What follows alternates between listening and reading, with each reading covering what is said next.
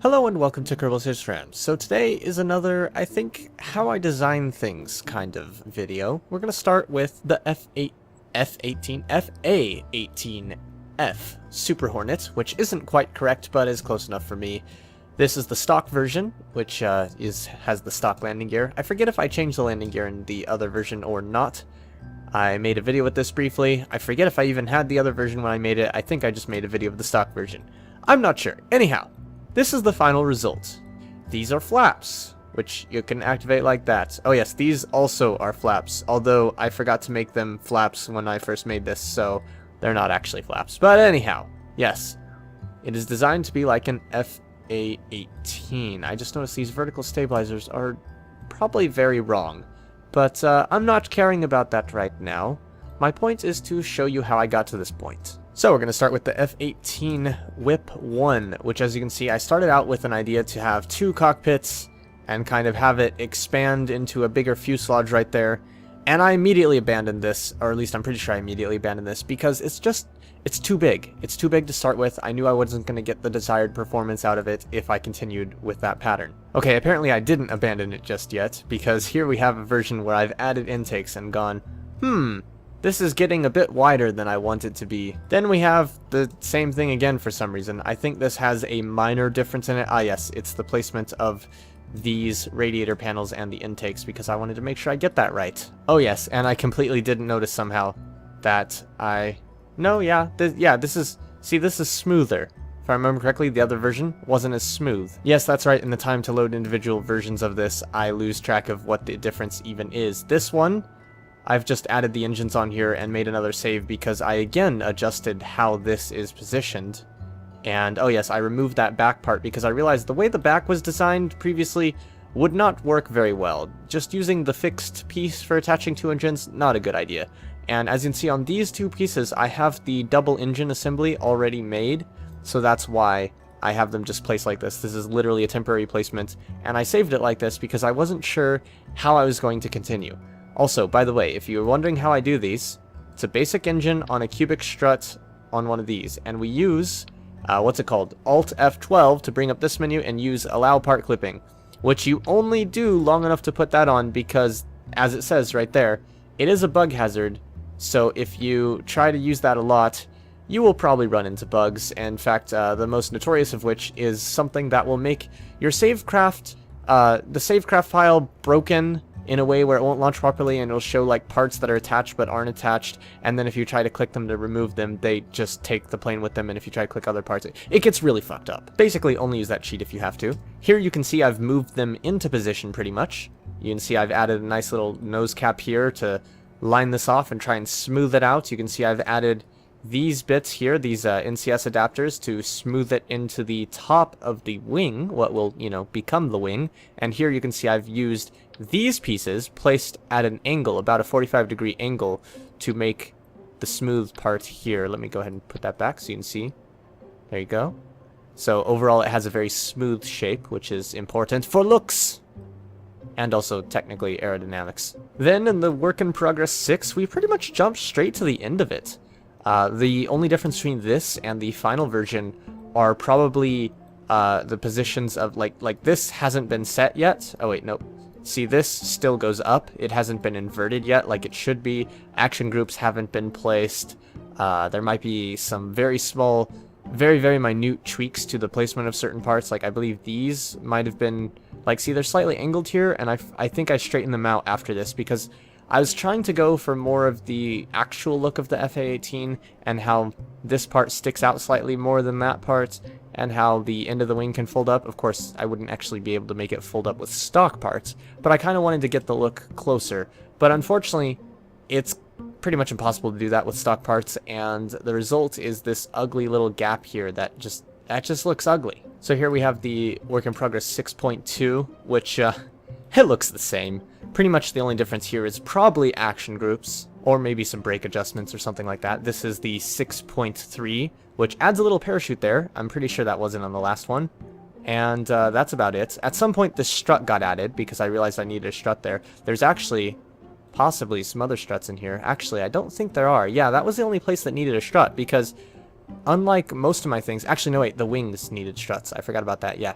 So, unlike a lot of the things I do, well, not a lot, actually, forget that line. Whatever. So, if you look at the way different parts are attached, this is a part attached directly to the second cockpit, which is attached directly to the first cockpit, or at least I'm pretty sure it is. It might be attached to something else under there.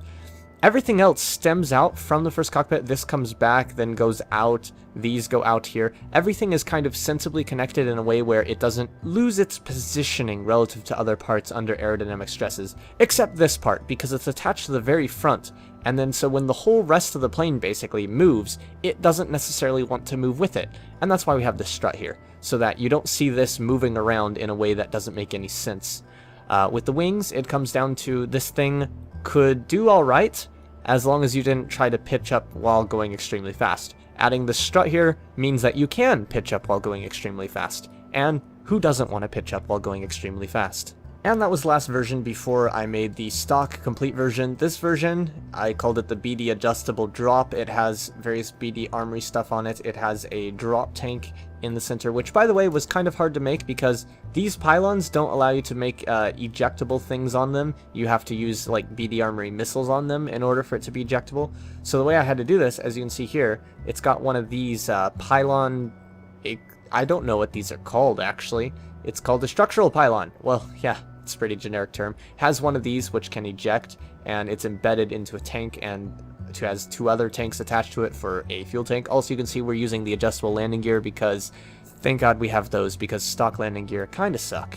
And I keep trying to use stock landing gear because I ultimately want to use stock landing gear as much as possible because I like making things stock as much as possible. However, when there's certain cases where you just gotta break away from that. Anyhow, you can see I've added the what do you call it? These weapon mounts. What do they call them? Missile rails, adjustable missile rails on the end here, and they extend forward kind of more like the real thing would.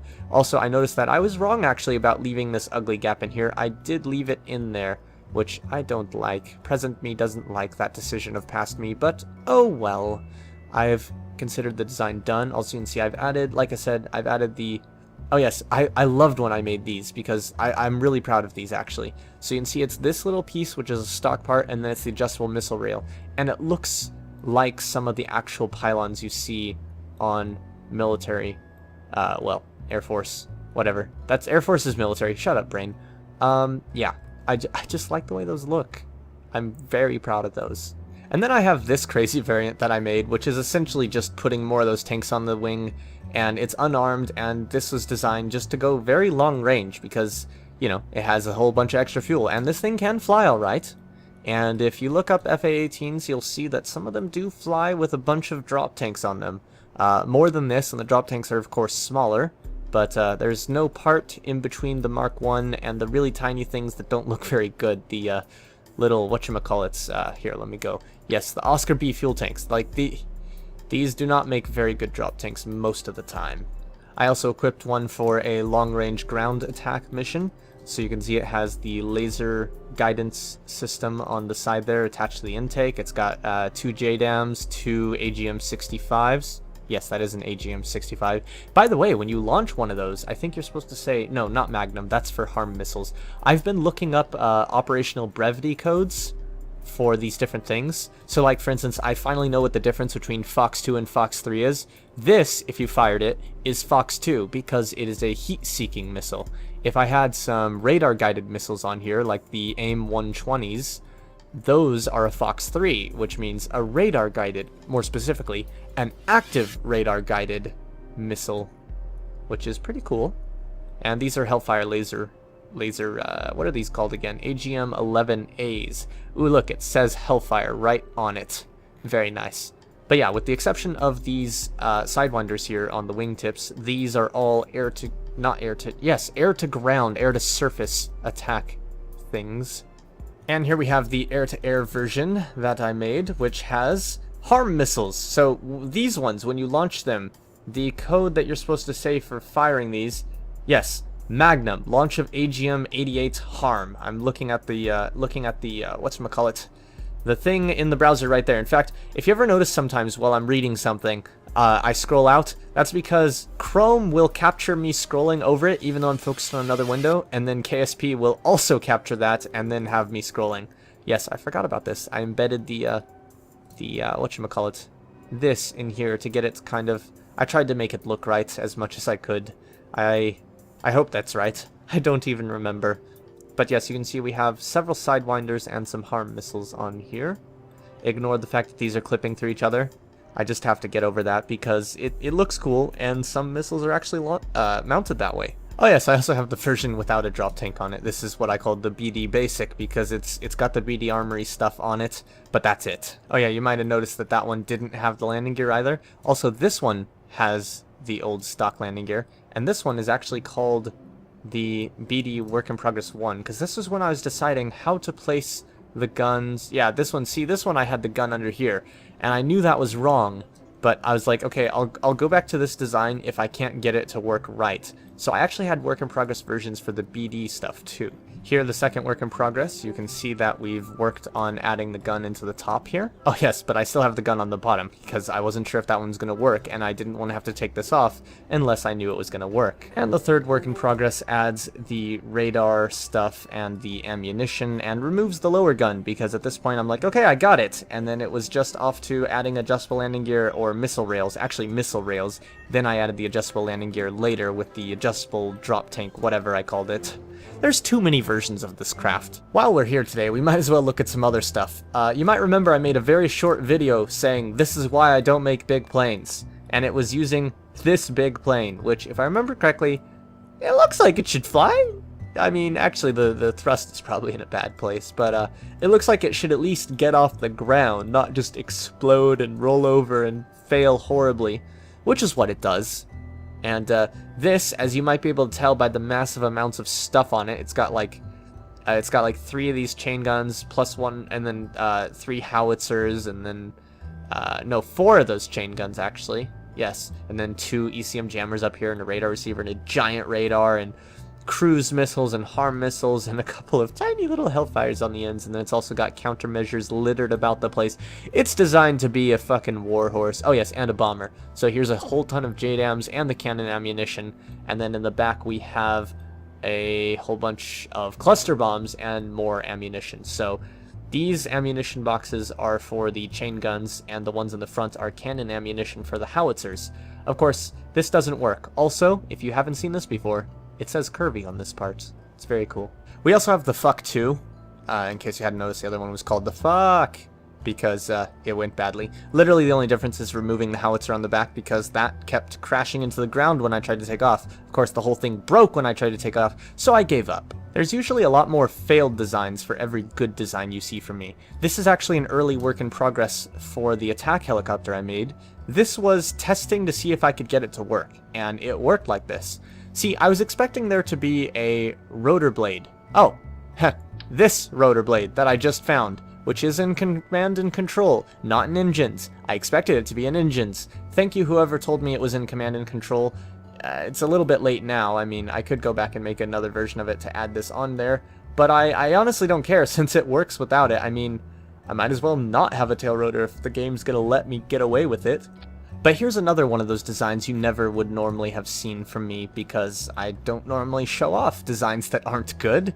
This is known as the Shitty Big Jet. It flies alright until you break off the wings by pulling a high G maneuver. And then it crashes and dies.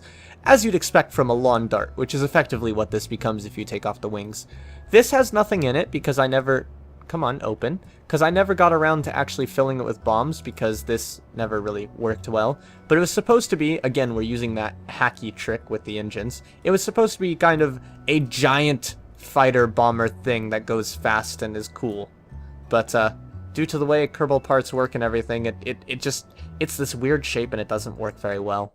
Oh yeah, by the way, that reminds me. So, talking about the what's it called? Operational brevity words, keywords, whatever they're called. I already forgot what to call them. Operational brevity words. Oh yeah, also the jet stream goes into this elevator here, so I wouldn't have liked this design anyhow if it didn't have the horrible problem about banking too hard. If you hear someone say Joker fuel, That means they should probably leave pretty soon because they're getting low on fuel. Bingo fuel, you're much more likely to have heard, which basically means bare minimum of fuel required to get back to base, and is like, hey, we need to leave now. Anyhow, I'm going to fly this thing a bit more carefully than I flew it before in its first test flight. This is literally the second test flight this thing's ever had. Cut here for emergency rescue. They won't survive in there. They won't be in there for you to be able to try to rescue. But yes, as you can see, it does have a pretty good thrust to weight ratio. It does have a fairly good maneuverability if I just, you know, do this. Other than the fact that I'm now spinning out of control. Well, not spinning out of control. Okay, now I'm spinning out of control. Yes, it does not... in fact, we're now in a flat spin. Lovely. Yes, you can see this was never going to work out very well. As you can see by the fact that we, like I already said, we're in a flat spin now. There's no recovering from this. Actually, there might be. I don't know. Let's try pulling up and going reverse, right? And then, no, let's turn that back off. Okay, let's pull up. No, that's not working. Okay, pull down. Nope, see, we're just stuck in a flat spin. There's no way out of this. We're just gonna flat spin, going down, until we can't go down anymore. Hold on. Maybe I can... Okay. I've regained operational control to a certain degree, and now we're flat spinning again. Oh wait, no, we're coming close to the... Nope, we're flat spinning still. It looked like we might have gotten out of it for a moment there, but as you can see, that is not going to happen. Okay, fine, you can get your splash, but it's not as cool as an explosion. I take that back, that was pretty fucking cool. The last thing we're going to take a look at today is a design that actually does have some success. This is the Delta Fighter. This is just the first version of it. Basically, it's designed to be somewhat similar to an F-15 in its kind of overall boxy shape. But, you know, it's not really supposed to be an F-15. If it was, it would look a lot different. But here's the basic gist of it, and you're going to see in the other versions, it doesn't look much different. This craft, by the way, was primarily designed for speed. As you can see, this is the next version, but the differences are so minute, you really can't tell, unless you can... Actually, I think this one is where I decided to move these down relative to the center body. But anyhow, like I was saying, this is designed for speed. That's basically all it's designed for.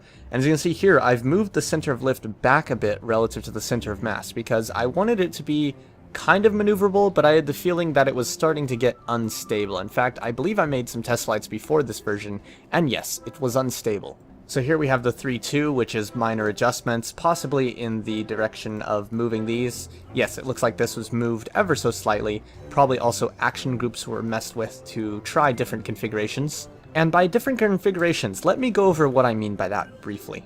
So, these can realistically be used for roll and pitch. These can realistically be used for roll, pitch, and yaw, although they won't have much effectiveness on pitch.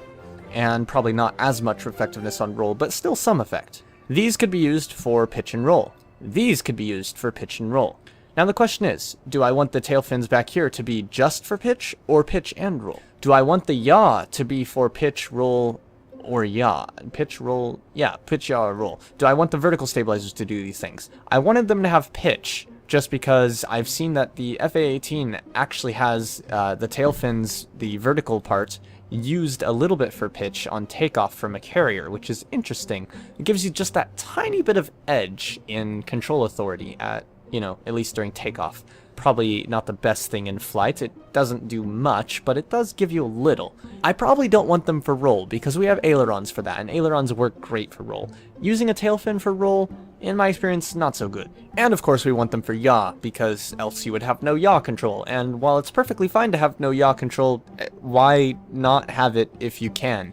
Now then the next question is, would it be better to have the outside be used for roll, or the inside used for roll? And in this version, this was like the last version I made, I'm pretty sure. So, as you can see, I've decided that roll is better on the outside than on the inside. And roll can be better on the inside in certain designs, it can be better on the outside in other designs. You really just gotta get the right feel for it. It also depends on whether you want a extremely responsive roll or not as responsive. Personally, I like kind of a medium responsiveness to it. I don't want it to roll slowly, but I don't want it to roll so fast that I lose where I'm trying to roll to. Ultimately, that fighter became this fighter. I think the last version I just showed had a parachute on it.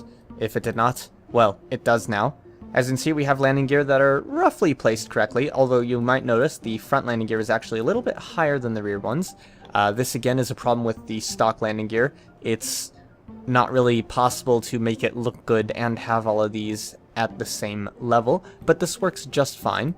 The problem is, as you can see in the description here, the DeltaX was designed to be fast, and fast it is. Unfortunately, this sole devotion to speed has made it very difficult to keep in control, and equally difficult to recover control once it is lost. It has basic and turbojet toggles, it has flaps, and it has a little parachute. Abort will cut the engines, and the tail fins can be used as air brakes. This does not fly particularly well. To be clear, what I mean by that is that while this thing can fly perfectly fine in a straight line, in fact, it can fly better than fine in a straight line, in that it goes extremely fast in a straight line, and is fairly, I guess I could say fun to fly in a straight line. I wouldn't really say fun to fly in a straight line because, let's face it, what is fun to fly in a straight line? Pretty much nothing, because you're flying in a straight line. But the moment you try to do any kind of maneuvers, you'll probably do this, and then now I'm having to struggle to regain control. Fortunately, in this case, it was fairly easy to get back on the velocity vector. Of course, the velocity vector is now pointing us at a weird angle that we didn't really want to go on. I can kind of pitch up slowly as long as I keep the angle of attack under about 20 degrees, but as soon as I go over 20 degrees, you can see I've now lost control again. In fact, now we're in a spin. Oh, and I've regained control, but now we're going down, and if I was at a lower altitude, I wouldn't be able to pull out of this. Fortunately, we're at a high enough altitude to where I can pull out of it just fine, and we can go about our merry way.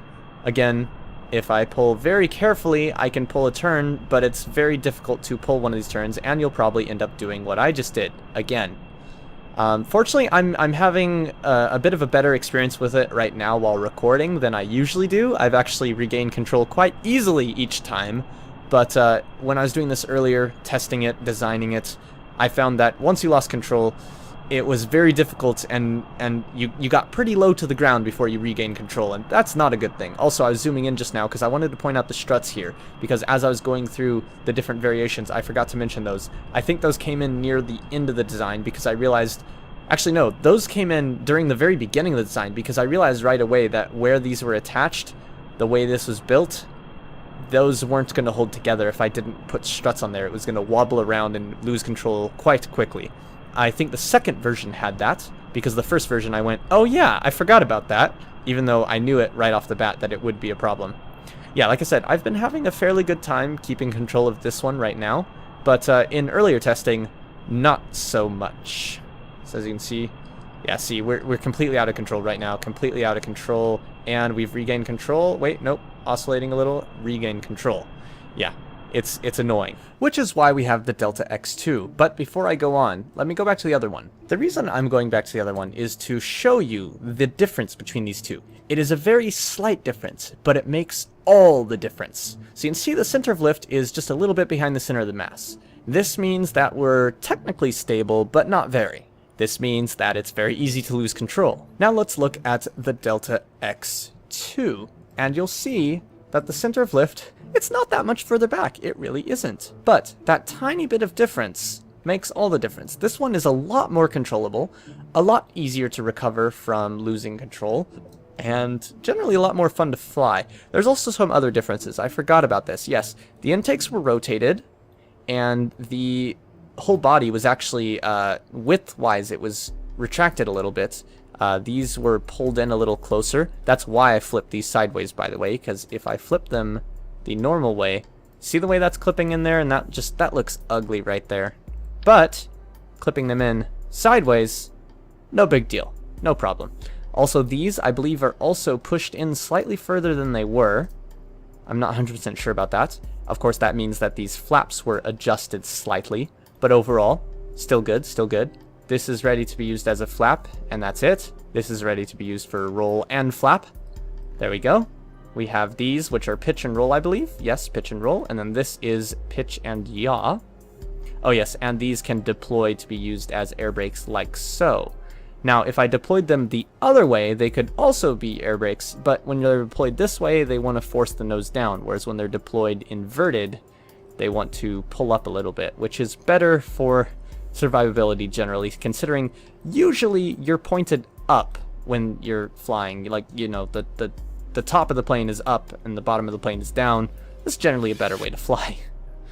Anyhow, let's see. There was something else I was going to mention. Yeah, I think this one, yeah. The DeltaX-2 was designed to remove the massive instability of the DeltaX and allow more maneuvers to be safely executed, which is essentially what I was going on about. So I just found a really interesting code while waiting for this to load.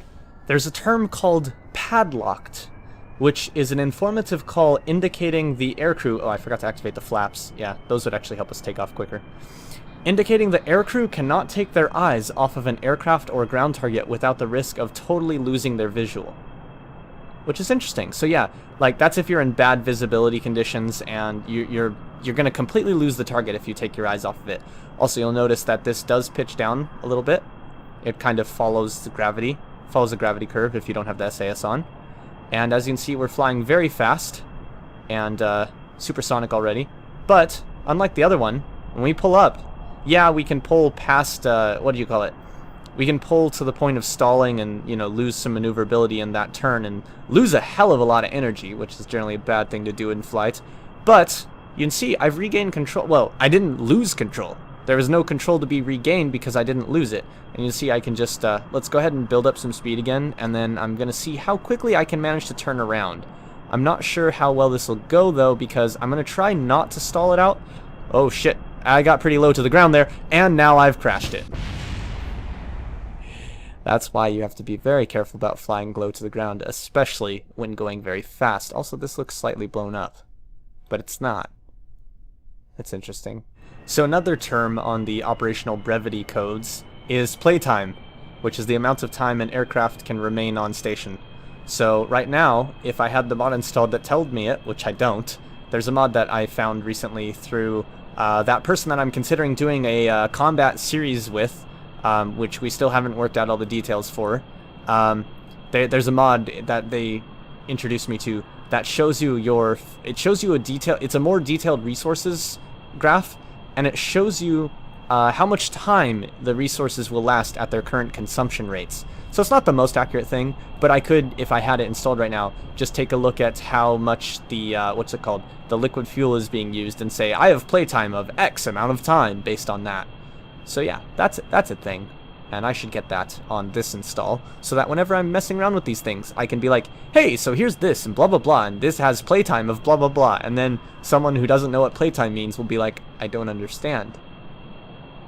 Anyhow, that's all for this time. I hope you found this video informative or interesting or something. I don't know.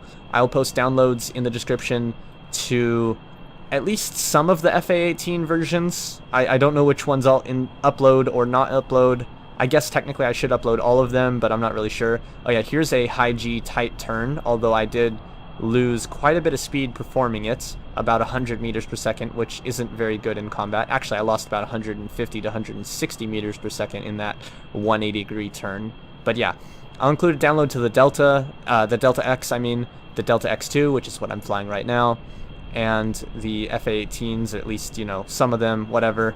The other designs are failures as far as I'm concerned and will not have downloads. So yeah, thanks for watching. As always, see you not in space, since I never freaking go there anymore. See you making planes.